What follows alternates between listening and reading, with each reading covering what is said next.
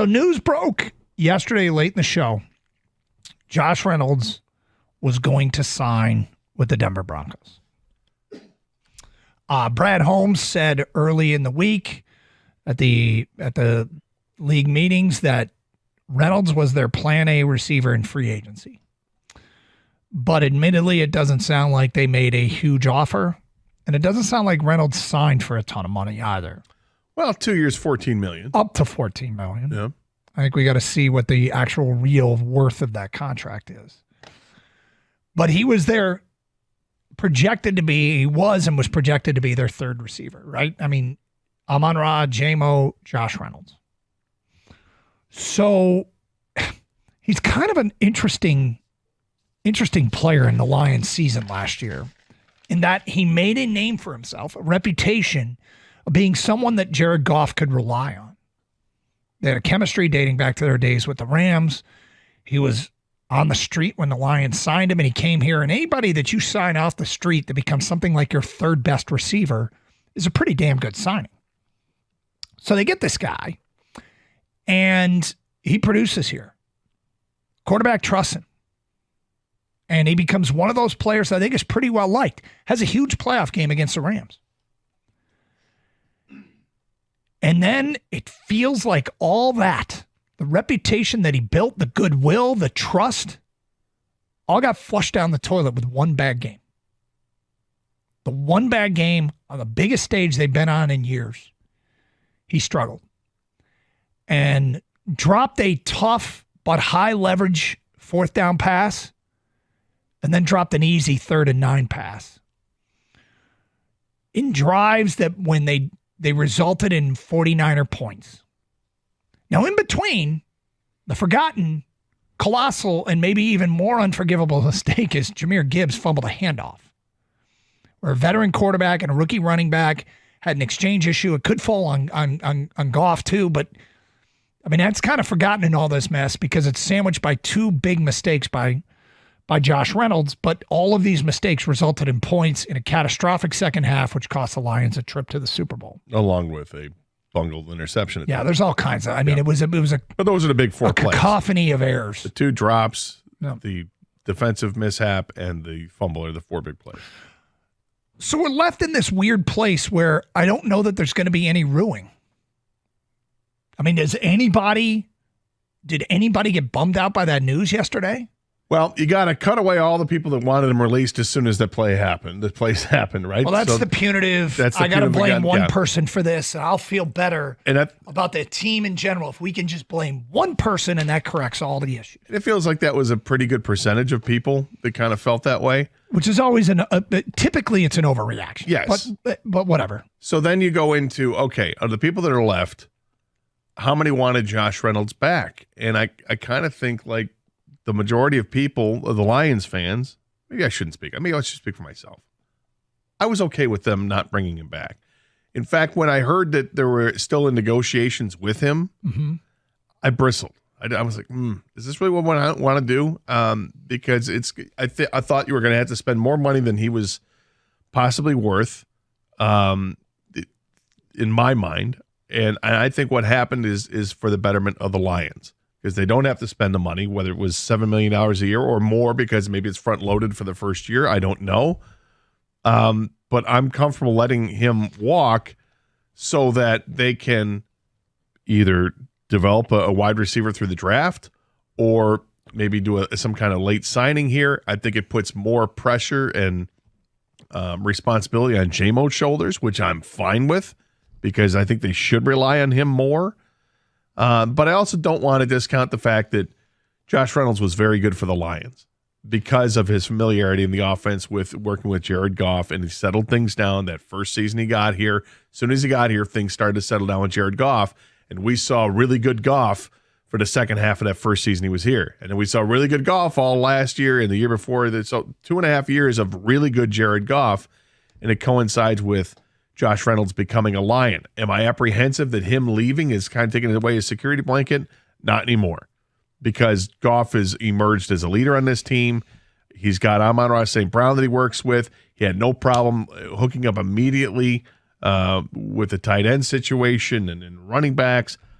I don't think that that this is going to be a devastating blow to the Lions. I think this is an opportunity for them to perhaps add a big time playmaker if they wanted to at the end of the first round. I mean, what you're looking at here too is the difference between you want your general manager and your organization, every decision they make, you want it to be moving towards a goal of making your team better. So you either take the Josh Reynolds money and spend it elsewhere to make your team better. You take the Josh Reynolds money and you go get a free agent wide receiver to make you better, or you draft somebody you think is going to be better than Josh Reynolds, which probably, no matter who you get, right out of the gate, given where the Lions will be picking, even if they trade up, right out of the gate, that player is probably unlikely to be more productive than Josh Reynolds was last year, but maybe. Well, he had 600 yards. Yep. Like 40 receptions, 600 yards, and 5 touchdowns, I think. Mm-hmm. And a ton of first downs. But this also gives Khalif Raymond more responsibility if he earns it and takes it. Now with the new rule about kickoffs, does that come into play with whom the Lions want? Do you want to draft somebody with the ability to return kicks? Because that's going to be a big part of football again. And the two guys that were better than most in college football last year at returning punts were Keon Coleman and Xavier Worthy. Those are two guys that could be available to them. I know there's a F that guy, get rid of him, but make sure you're not doing it just to punish somebody else. You got to be doing it to get better as a team. Now, what did he do with the money that it would have commanded to get Josh Reynolds back? We'll have to wait and see. But what did he do about the position? Because right now it's Amon-Ra, J-Mo, and then either Khalif Raymond or Donovan Peoples-Jones, or insert draft pick, or insert free agents, or trade for somebody. So in the draft, well, that has a couple of branches. Do you sit there at 29 and take advantage of a deep draft class and say, we're going to get Xavier Legette from South Carolina or Keon Coleman from Florida State? Or wait to the second round to do it? Which is, a dicey proposition. I remember somebody had a 2-round mock draft. I think it was the Miller guy from ESPN. You had a 7-round mock draft. But in his 2-rounder they came out with a month ago, 12 receivers went before the Lions' 2nd-round pick, which is a remarkably high total. So you could sit there at 29. You could invest a 2nd-round pick. You could try and trade up, which is, I feel like, a very strong possibility, because I think Brad Holmes is going to see the player in that first bucket of players that is likely to, somebody's going to drop from that bucket. And given the wide receivers are deep, I think them moving up to go after a wide receiver is a strong possibility. And by strong possibility, I mean as much as any position they'd move up for. Now, free agents, the list of who's left here isn't exactly overwhelming. Odell Beckham is old. Tyler Boyd is a slot receiver. Michael Thomas is out there, but he's injured all the time. So what do you do? What's the call? What's the option? Do you get involved with Michael Gallup, or do you trade? Trades are unpredictable. Trades, you don't know what other teams are going to shop and how aggressive an organization's going to be. The fun part about this is, when I saw this news, I thought, well, they're going to get a wide receiver. It's just a matter of who and what.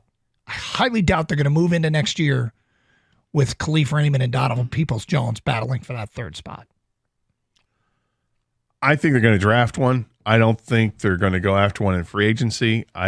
Trading is giving up assets, and that's probably going to cost money as well that maybe they're not ready to spend. So I think it is going the draft route. It doesn't have to be with the 1st-round pick. It could be with the 2nd-round pick. I've seen really good receivers even mocked into the 3rd round that maybe can get in the 2nd round, like Jalen McMillan, the receiver from Washington. Roman Wilson, where is he going to go? He's all over the place, mocked everywhere. But there's some pretty good wide receivers. Jermaine Burton from Alabama is another one. So I'd play that game. Wait till Wait till the draft to do it. Okay, you playing that game is different than what you said. You think they're going to draft one, and then you said you'd play that game. I think their track record tells me they're going to get a veteran. Brad Holmes wants to have a complete football team before the draft even starts. Well, that's the question I was going to ask you guys is, to replace Josh Reynolds, you're better off getting a veteran, right? A guy that you can depend on, count on, someone you know more. There's more of a resume. I don't mind going the draft route. It'll probably be a lot cheaper and you have a higher ceiling. But what are you trying to do? You trying to elevate Jameson Williams, or you got to use DPJ in the role of Josh Reynolds? Is Khalif Raymond in that role? Not really, right? Josh Reynolds is a bigger receiver that you can count on. You go out there and get an Allen Robinson or someone like that to replace Josh Reynolds, or do you draft? I mean, it's a lot of different ways Brad Holmes can go with this, but they're trying to win now. Well, what he would do and I would do are probably two different things. Mm-hmm. I would draft one. I would not sign one. I would sign another corner, and he says they're all set there, which I find strange for when he said that the other day, that basically they're done with looking at the free agent corners. And this is after the Cam Sutton situation. He said that, but this guy he's built a winner, and it's hard to disagree with that. I'm just telling you what I would do. Yep. I want to draft a receiver, and I don't necessarily want to do it with a first round pick, but I think you can get one in the first 3 rounds.